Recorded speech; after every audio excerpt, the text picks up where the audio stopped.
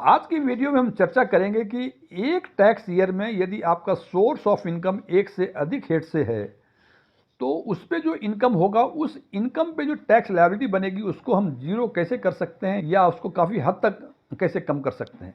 मैं डीएम झा, आप देख रहे हैं स्टोन टैक्स विन चैनल। यदि इस वीडियो से आपको कोई नई जानकारी मिले या ये वीडियो आपको पसंद आए तो इसको लाइक करें, अपने फ्रेंड्स के साथ शेयर करें, कमेंट बॉक्स में यस लिखें। और यदि आपको लगे कि इसमें ऐसी कोई जानकारी नहीं है जो पहले से आपको नहीं पता थी या ये वीडियो आपको पसंद ना आया हो, कमेंट बॉक्स में नो लिखें। और यदि आपकी रुचि इन्वेस्टमेंट, खासकर mutual fund investment, direct taxation और बैंकिंग में है और अभी तक आपने मेरे चैनल को सब्सक्राइब नहीं किया है तो मेरे चैनल को सब्सक्राइब करें और ऑल बटन पर क्लिक करें ताकि मेरे सभी नए वीडियो की नोटिफिकेशन आपको लगातार मिलती रहे। इस पर आगे चर्चा करने के पहले कुछ बेसिक कंसेप्ट क्लियर कर दूं सो दैट मैं आपको इस विषय को अच्छी तरह से समझाने की कोशिश करूंगा। जैसा मैंने बताया कि एक टैक्स ईयर में आपके सोर्स ऑफ इनकम एक से अधिक हो तो सोर्स ऑफ इनकम या हेड्स ऑफ इनकम 5 तरह के होते हैं। पहला होता है सैलरी इनकम, यानी आप नौकरी पेशा करते हैं, प्राइवेट सेक्टर में या गवर्नमेंट सेक्टर में, कोई इशू नहीं है। दूसरा है कि इनकम फ्रॉम हाउस प्रॉपर्टी, आपके पास कोई मकान है उसमें किराया लगा हुआ है, उसकी इनकम होती है। तीसरा है profit and gains from business and profession, यदि आप बिजनेस कर सकते हैं उसमें प्रॉफिट हो रहा है और हो सकता है आप प्रोफेशनल हो, डॉक्टर्स हो, इंजीनियर्स हो, प्राइवेट प्रैक्टिस करते हैं आप, तो उसका भी जो गेन होगा वो इस हेड में आता है। चौथा है कैपिटल गेन, जानते हैं कैपिटल एसेट को बेचने से जो इनकम होती है वो कैपिटल गेन कहलाती है। और पांचवा है जो इन चारों तरह के हेड्स में कवर नहीं होते हैं वो अदर सोर्स में आता है। उदाहरण के तौर पे यदि आपकी बैंक की फिक्स डिपॉजिट है उस पर कोई ब्याज मिलता है, वो ब्याज इन चारों जो ऊपर किया उसमें से किसी हेड में कवर नहीं होंगे, वो अदर सोर्स में कवर होंगे। तो एक बातें कर ली हमने कि हेड्स ऑफ इनकम या सोर्स ऑफ इनकम ये 5 कौन कौन से हैं और आज की वीडियो में जो चर्चा करेंगे इसी कंडीशंस पे कि आपके सोर्स ऑफ इनकम एक से अधिक सोर्स हो एक पर्टिकुलर टैक्स ईयर में। एक टर्म्स है इसमें set of and carry forward. Set of का सिंपल मतलब, जैसे मैंने बताया था कि आपकी इनकम एक से अधिक सोर्स से है तो हो सकता है कि एक सोर्स की इनकम हो और दूसरे सोर्स में जो वो लॉस हो। उदाहरण के तौर पे आपकी सैलरी इनकम है और आपके पास एक मकान है जो सेल्फ ऑक्युपाइड है और उस मकान को बनाने में आपने या फ्लैट को बनाने में आपने हाउसिंग लोन लिया है जिसमें आपको ब्याज देना पड़ रहा है। तो यहाँ दो हेड बनते हैं, सैलरी से इनकम आ रही है आपकी और हाउस प्रॉपर्टी से लॉस हो रही है बिकॉज कि हाउस प्रॉपर्टी के लिए जो हाउसिंग लोन लिया है उस पर इंटरेस्ट पे कर रहे हैं लेकिन उस पर कोई रेवेन्यू जनरेट नहीं होगा। तो यहाँ देखते हैं कि दो तरह के आपके इनकम के सोर्स हैं, एक में लॉस है एक में गेन है। तो इन दोनों को यदि अप्रोप्रिएट करेंगे हम, इसको टेक्निकली कहते हैं सेट ऑफ। और सेट ऑफ करने के प्रोविजंस हैं, वो प्रोविजंस हैं कि पहले जो प्रोविजंस है, सबसे पहला प्रोविजंस कि उसको इंट्रा हेड सेट ऑफ करेंगे। उदाहरण के लिए आपके पास 2 मकान हैं, एक मकान में आप खुद रह रहे हैं, एक मकान किराए पर लगा हुआ है। इसमें आप खुद रह रहे हैं, वो मकान बनाने के लिए आपने हाउसिंग लोन लिया हुआ है जिस पे इंटरेस्ट पे कर रहे हैं। तो जिस मकान में आप रह रहे हैं वो मकान में जो कोई रेवेन्यू जनरेशन नहीं हो रहा है, कोई इनकम जनरेट नहीं हो रहा है और आप जो लोन लिए हैं उस पर ब्याज दे रहे हैं, जबकि दूसरा मकान में किराया आपको मिल रहा है। तो यहाँ देखते हैं कि एक हेड हाउस प्रॉपर्टी ही है, एक हाउस में आपको इनकम हो रही है, एक में आपको लॉस हो रही है। तो इन दोनों को आपस में जो एडजस्ट करेंगे इसको कहते हैं इंट्रा हेड सेट ऑफ। तो प्रोविजंस के हिसाब से यदि एक से अधिक तरह के आपके इनकम है, एक में लॉस है एक में गेन है, तो सबसे पहले कोशिश करेंगे कि यदि प्रोविजंस है, व्यवस्थाएं हैं, तो इंट्रा हेड सेट ऑफ करें। उसके बाद भी यदि लॉस बच जाता है तो फिर उसको इंटर हेड सेट ऑफ करते हैं। इंटर हेड सेट ऑफ का मतलब जैसे सैलरी इनकम है और हाउस प्रॉपर्टी की इनकम है, दोनों अलग अलग हेड्स ऑफ इनकम है। सैलरी में इनकम होती है और हाउस प्रॉपर्टी में लॉस होती है, दोनों अलग है। तो इसको जब सेट ऑफ करेंगे तो ये होगा इंटर हेड सेट ऑफ। दूसरा टर्म्स है कैरी फॉरवर्ड। कैरी फॉरवर्ड का मतलब ये इंट्रा हेड और इंटर हेड सेट ऑफ करने के बाद भी यदि आपका लॉस बचा रह जाता है, यानी लॉस अधिक था और इनकम कम थी इंट्रा हेड और इंटर हेड सेट ऑफ करने के बाद, तो जो लॉस बचेगा उसको अगले टैक्स ईयर में उसको कैरी फॉरवर्ड करते हैं।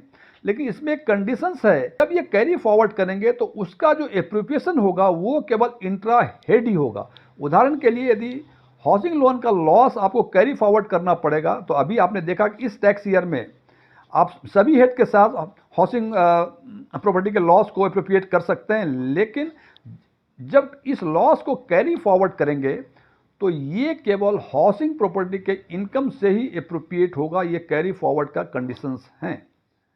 अब हम देखते हैं कि इंट्रा हेड सेट ऑफ करने के बाद इंटर हेड सेट ऑफ करने के कुछ रूल्स हैं, कुछ प्रोविजंस हैं। ऐसा नहीं है कि सबको सबके साथ सेट ऑफ कर दें। और इस रूल्स के हिसाब से जैसे आप चार्ट में देख पा रहे होंगे कि लॉस में हमने लिखा है हाउस प्रॉपर्टी का लॉस, नॉन और बिजनेस में दो तरह के बिजनेस होते हैं, नॉन स्पेकुलेटिव बिजनेस और स्पेकुलेटिव बिजनेस। कैपिटल गेन में दो हेड होते हैं, शॉर्ट टर्म कैपिटल लॉस और लॉन्ग टर्म कैपिटल लॉस, और एक है अदर सोर्स का लॉस। तो ये सारे लॉस जो हैं वो सेट ऑफ किस किस से होगा और इसकी मैक्सिमम लिमिट क्या है और कितने वर्षों तक इसको कैरी फॉरवर्ड कर सकते हैं, ये आप चार्ट में आप देख पा रहे होंगे। तो सबसे पहले देखते हैं हाउस प्रॉपर्टी के जो लॉस हैं वो सारे जो इनकम हेड है, 5 के 5 इनकम हेड है, उसके साथ सेट ऑफ हो सकता है। तो यहाँ आप देख पा रहे हैं कि यदि आपका कैपिटल गेन हुआ है और हाउस प्रॉपर्टी का लॉस है तो इसको आप आपस में एप्रोप्रिएट करके कैपिटल गेन कम कर सकते हैं। और चूंकि कैपिटल गेन कम होगा तो निश्चित रूप से उस पर टैक्स लायबिलिटी भी कम होगी। ये हाउसिंग प्रॉपर्टी का जो लॉस होगा उसकी मैक्सिमम लिमिट एक टैक्स ईयर में 2 लाख रुपए ही हैं और ये carry forward next 8 tax year तक होगा। दूसरा लॉस है नॉन स्पेकुलेटिव बिजनेस लॉस, यानी यूं कह सकते हैं कि नॉर्मल बिजनेस लॉस, स्पेकुलेटिव नहीं, नॉर्मल बिजनेस लॉस है। ये हाउस प्रॉपर्टी के इनकम से, प्रॉफिट एंड गेन्स के इनकम से और अदर सोर्स के इनकम से ये इंटर हेड सेट ऑफ हो सकता है और इसमें कोई लिमिट नहीं है। जितना भी नॉन स्पेकुलेटिव लॉस है विदाउट एनी लिमिट ये सेट ऑफ हो सकती है उसके हाउसिंग प्रॉपर्टी के इनकम से, प्रॉफिट एंड गेन के इनकम से और अदर सोर्स के इनकम से। और इसके बाद भी यदि नॉन स्पेकुलेटिव बिजनेस लॉस बच जाता है ये कैरी फॉरवर्ड 8 वर्षों के लिए होगा। दूसरा है बिजनेस लॉस का ही दूसरा part speculative loss. Speculative loss केवल स्पेकुलेटिव इनकम से ही सेट ऑफ होगा, इंटरहेड सेट ऑफ होगा और इसकी भी कोई लिमिट नहीं है। ये केवल 4 साल ही कैरी फॉरवर्ड होते हैं। अगला है short term capital loss. Short term capital loss long term capital gain और शॉर्ट टर्म कैपिटल गेन दोनों से ही सेट ऑफ हो सकता है। इसकी भी सेट ऑफ की कोई लिमिट नहीं है और ये भी 8 वर्षों के लिए कैरी फॉरवर्ड होगा। और अगला है long term capital loss. Long term capital loss केवल लॉन्ग टर्म कैपिटल गेन के साथ ही एप्रोप्रिएट होगा, यानी सेट ऑफ होगा।